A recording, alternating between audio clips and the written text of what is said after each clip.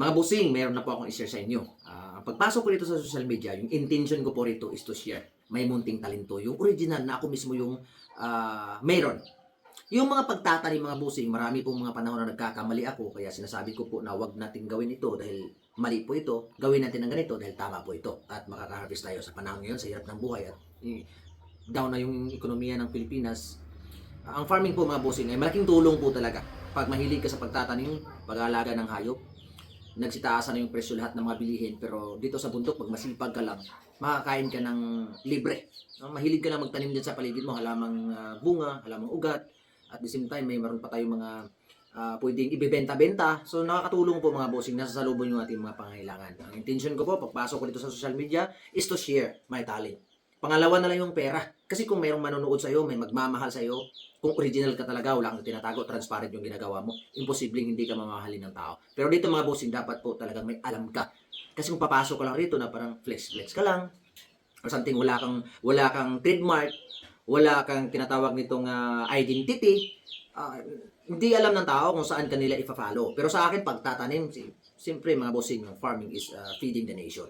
So marami pong mga interested dito, lalo na nagbibigay ako ng tips at hindi lang po tayo nagsasalita, makikita sa gawa.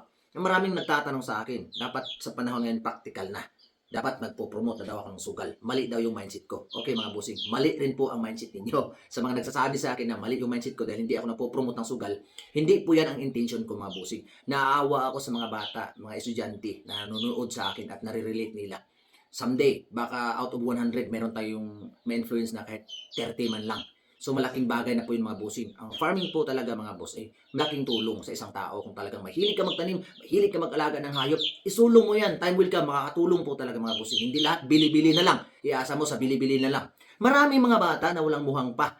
Nakilala na yung pangalan ko kasi yung parents nila ay nanonood sa akin. Ay magandang influence po talaga mga bossing. So what is the reason na magpo-promote ako ng sugal? Nag-uumpisa ako sa pagtatanim, nagbibigay ako ng tips sa pag-aalaga ng kalabaw, mga manok, hayop. Sabihin na natin hayop mga bossing. At the end, magpo-promote ako ng sugal. Maingay kayo, nagbibideo ako dito. Doon lang muna kayo. Sige.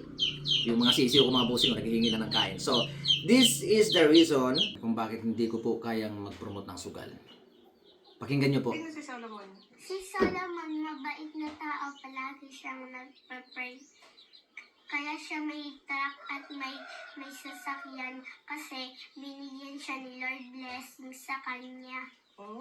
Kasi nagpa-pray siya araw-araw kahit may wala siyang kailangan, pinagpa-pray niya at kaya siya naging mabait. Ano bang ginagawa niya?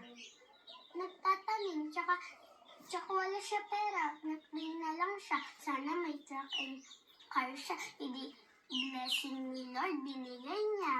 Oh, pinanonood mo siya?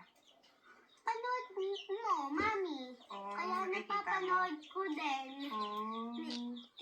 Nag-ano siya ng sitaw. Kalabasa. Tatanim.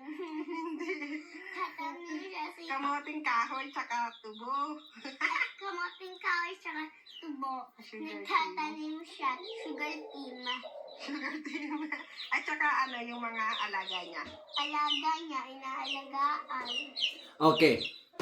So yun po mga bossing, bata na walang muhang, nag-umpisa na pong nag-build up yung kanyang mind sa ganung mga ginagawa ko. So malaking tulong po. Sana paglaki ng bata ay makukuha niyo yung diskarte ko para naman po sa kanyang own good.